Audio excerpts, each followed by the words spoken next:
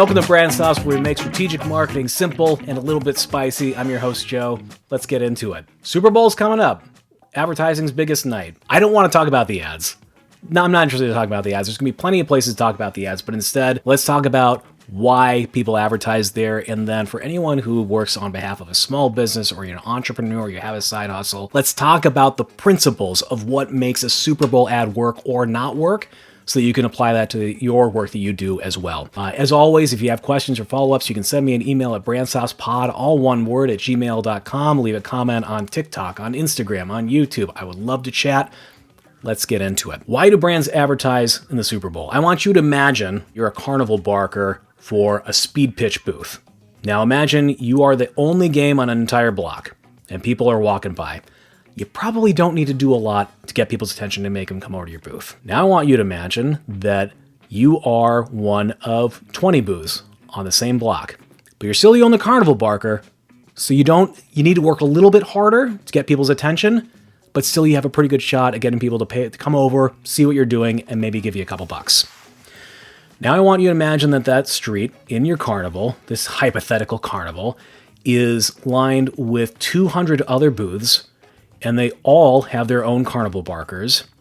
You could either decide, well, it's maybe not worth it to be here because there is so much competition, or I need to be here because this is the day where everyone in town is going to be coming through and everyone is ready to spend money. So I better do what I can to make sure I grab as much of that attention as possible, even though it's going to be very steep competition. This is a tortured metaphor, but this is essentially what the Super Bowl is. In the United States, because I realize I have plenty of viewers across the world who may not be familiar with gridiron American football, this is the championship game, and it's the biggest night of the season, and this is sort of a tradition for a lot of Americans, a very high percentage of Americans, to get together with friends and family to have snacks and to watch the game. The game itself is going to be 3.5, 4 hours, and there are plenty of ad breaks built in. So people are going to see probably more than 50 commercials in the course of those 3 to 4 hours, and every brand is going to try to break through the noise and make sure that they are doing something that's going to be memorable, so that someone is going to the store the day after, the week after,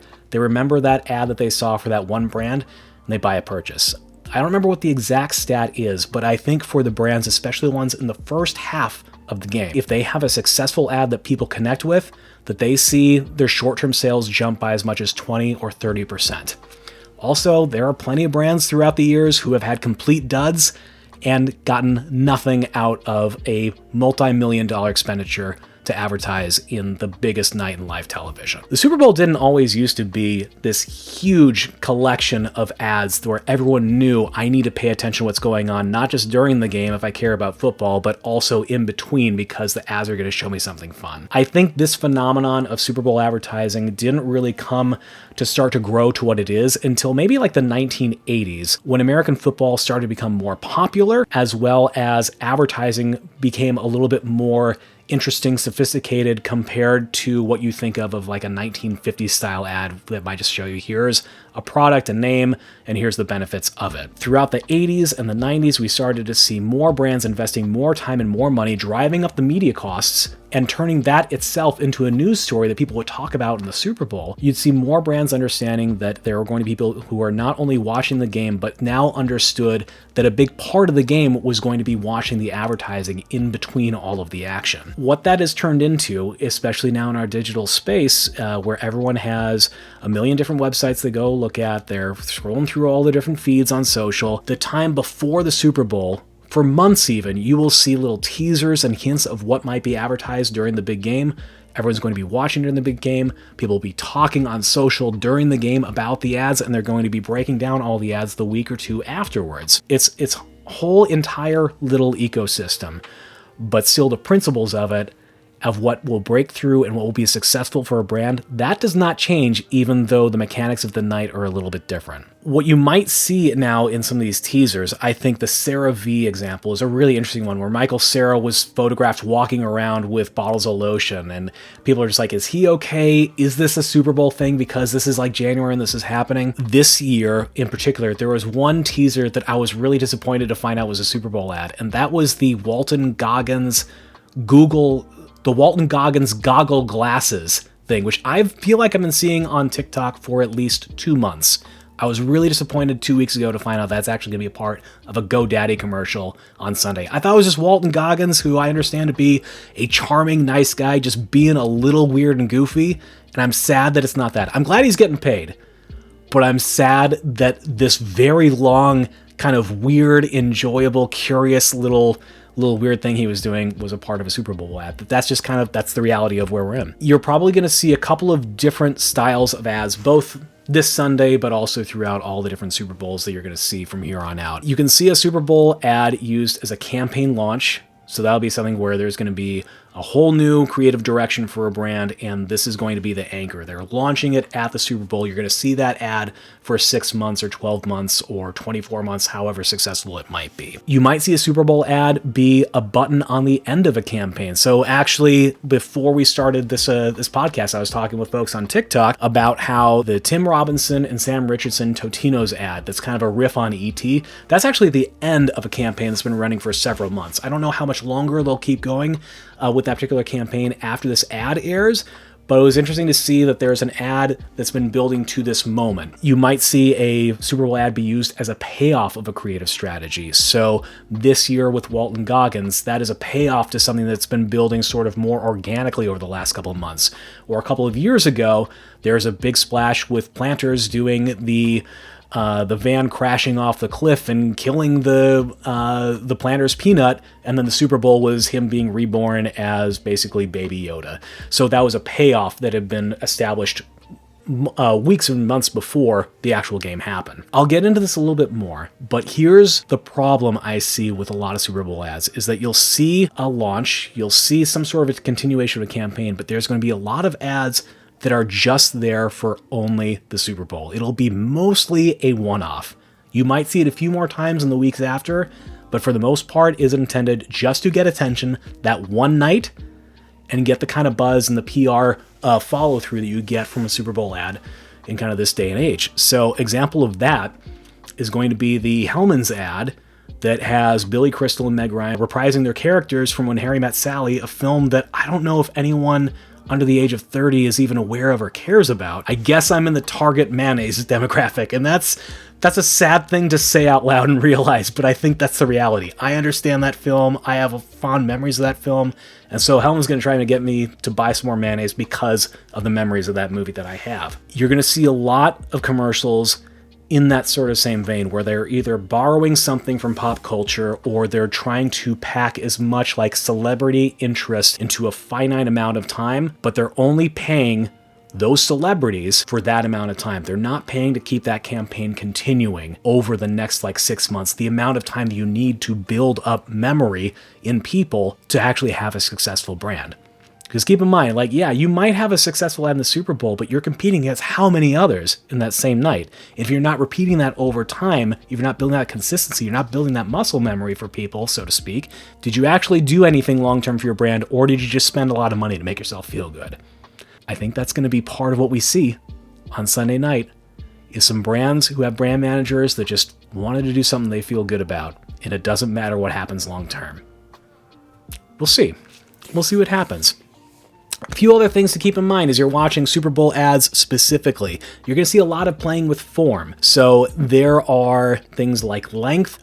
Most ads are typically 30 seconds, or if there are 15-second versions, you might see some 15-second ads kind of squashed in, especially towards the end of the quarters or around the half. There's usually a minute-long ad, or sometimes even a 90-second ad that will run right before halftime. You'll also see things that are maybe, like I said, packed with celebrities or referencing a pop culture thing that may not be directly related to the brand, but the brand is betting that you're going to recognize that other thing and then watch the ad instead of just going to get more snacks before the game starts over again. You'll probably see maybe some lo-fi production. So think of some of the crypto ads from a couple years ago that just looked like a screensaver, like an old DVD screensaver bouncing around. There have been ads that have done things like that that have been very successful and very interesting. There's been slight level up of lo-fi, so think of the Will Ferrell Old Milwaukee ads that I love, by the way, and mainly only ran during the Super Bowl, but those got a ton of extra legs on YouTube and other websites because they were so enjoyable and legitimately funny, unlike a lot of the ads that aired during the Super Bowl.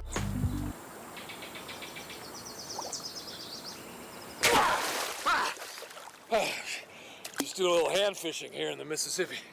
Haven't got any catfish yet, but I did catch this little piece of America. Old Milwaukee. Yeah, I know you remember it, Davenport. I sure do. In fact, why don't you go try yourself one? While I go look for some more.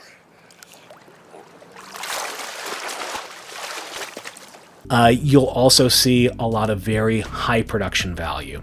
So I'll go back. Low concept and high concept. This is something that, this is a terminology that comes from the world of entertainment and movie making. A low concept idea, that's two people talking in a diner about their feelings. A high concept idea, that is two people who are battling aliens who traveled through time. There's a giant spaceship blowing up New York City or something like that.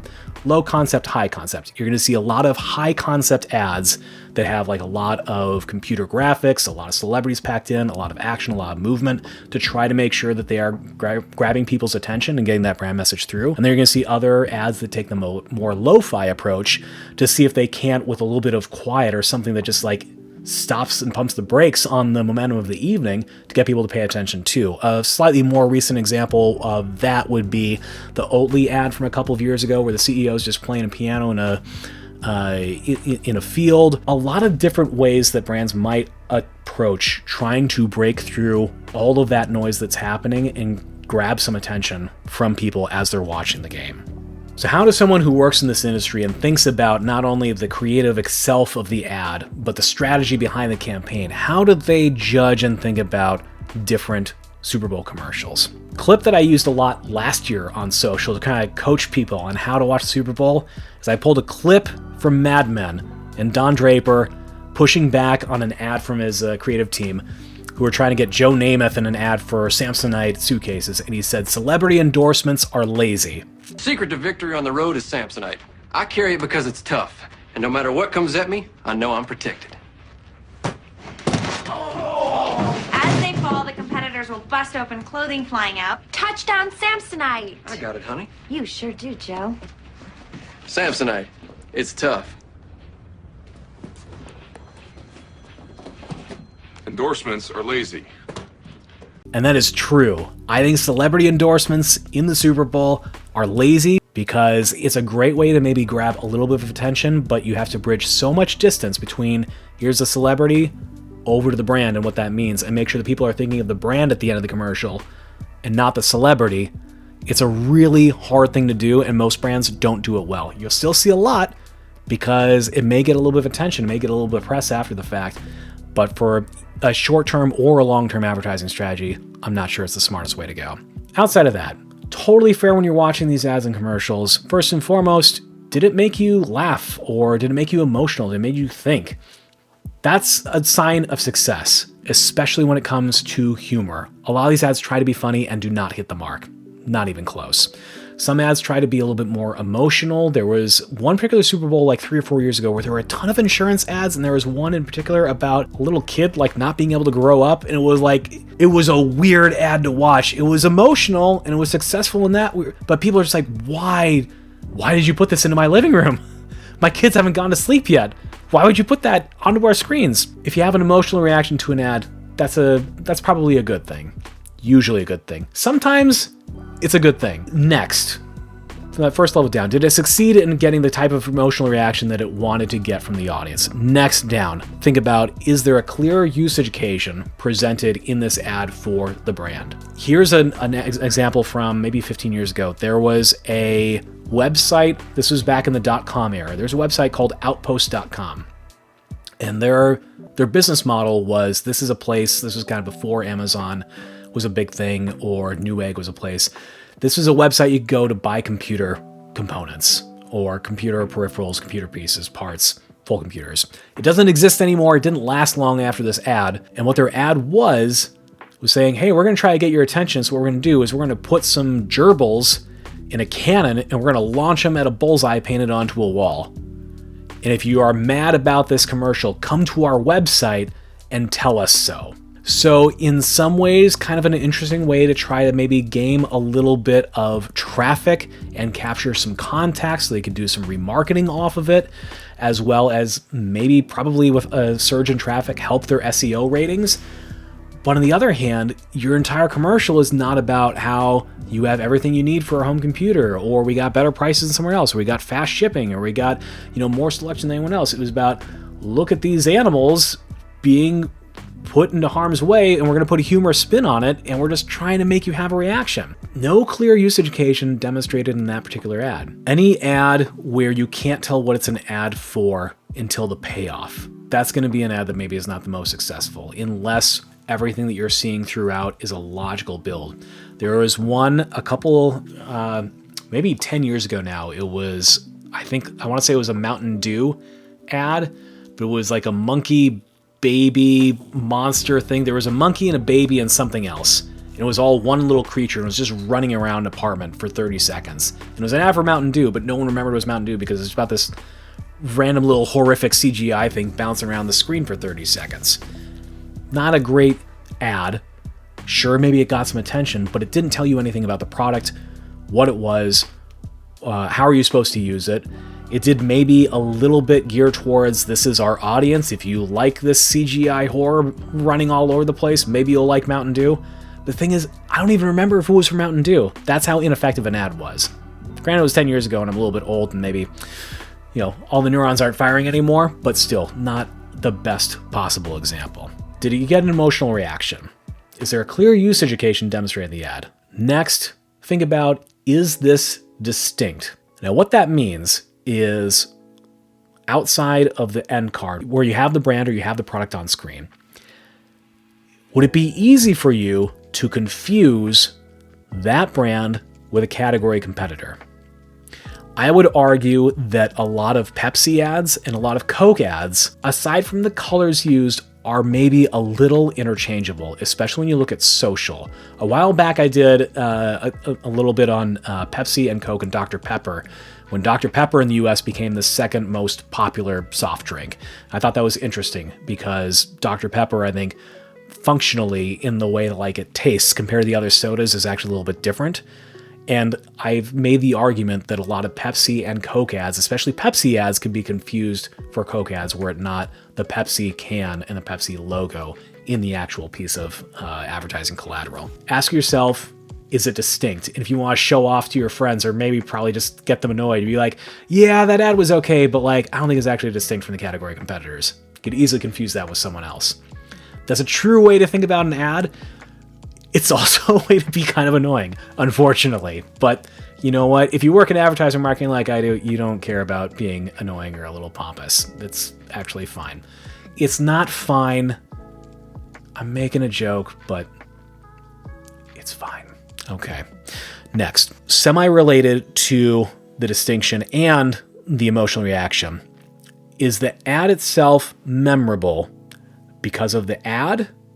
Or is the ad memorable because it tells you something about the product? I recently talked about the Apple 1984 ad that was back in 1984 promoting the Macintosh. And I think that is an incredible piece of filmmaking. It was directed by Sir Ridley Scott, Alien, House of Gucci, Blade Runner, Napoleon, Gladiator, Gladiator 2. A lot of classic films, a really accomplished filmmaker, and he made an incredible 60-second spot. But I would argue that 1984 is good at getting attention, but maybe wasn't a very good ad for the Macintosh, because it does kind of talk about the computer at the end of the ad, but everything within that ad could be an ad for basically any product or any category, because it's so far removed from what a personal computer can do or how it fits into someone's life. I don't think the thread's actually connected too well. There's a great bit in the Steve Jobs biopic, not the one with Ashton Kutcher, the one with Michael Fassbender, where Steve Jobs and Jim Scully, Jeff Daniels, they're arguing before the launch of the next computer.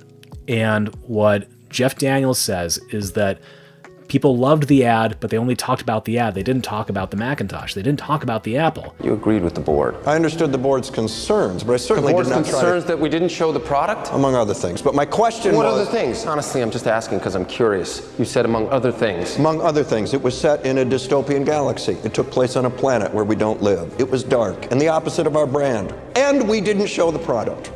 People talked about the ad, but most of them didn't know what we were selling. And I think that line is incredibly true. Aaron Sorkin was cooking when he wrote that bit of dialogue. He cooks when he writes a lot of dialogue. He was cooking with that one in particular. That ad is very memorable. It's very distinct, but it's not very closely related with the product. Another similar one would be that Outpost.com example I just shared, where it's distinct, it's memorable, but it's not at all related to the product itself. Those are a lot of ways that you can effectively kind of think about an ad and judge an ad the way that someone who works in advertising and marketing would. Now, if you are not able to afford a Super Bowl ad for the brand or product that you work on behalf of, or you're an entrepreneur, you have a side hustle, or you're starting a small business, you're not going to get in the Super Bowl. But what are some of the key concepts of what makes an ad work or not work in that platform that you can take with you and use for whatever next campaign you're going to be doing? For any piece of advertising collateral, you want to make sure that what you're doing has some amount of breakthrough. Is it going to be noticeable? Are people going to stop and look at it when they're scrolling through their feeds or when they're watching a show and the ad break comes on and they know it's time to go get a glass of water or go to the restroom while that pre-roll plays through that they can't skip? Is there something in it that's going to make them stop? You can't afford a celebrity, but can you do something interesting? Can you start with a provocative kind of question, the way that you see so many people within social talk about a good hook? Do you have a good hook in your commercial? Something that's going to make people want to see how it plays out. Next, is it distinct?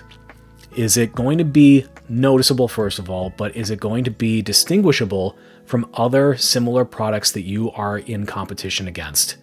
If your ad or piece of collateral is going to be easily confused with your competitor, you need to go back to the drawing board and think through how can we make this a little bit more distinct and ownable to us and us alone so that we're not accidentally promoting one of our competitors with our ad. Because this is very, very true. People will watch a lot of commercials and they'll see a lot of ads. We see literally, I think, hundreds of ad impressions a day throughout just like walking through town, TV, radio, social, digital, pre-roll set. We see things so often.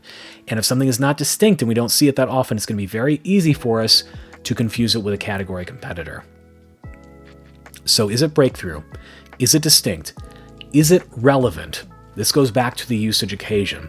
Is the ad that you are putting out there, that message that you're putting out there, is it going to be important to people or relevant to people who are seeing it?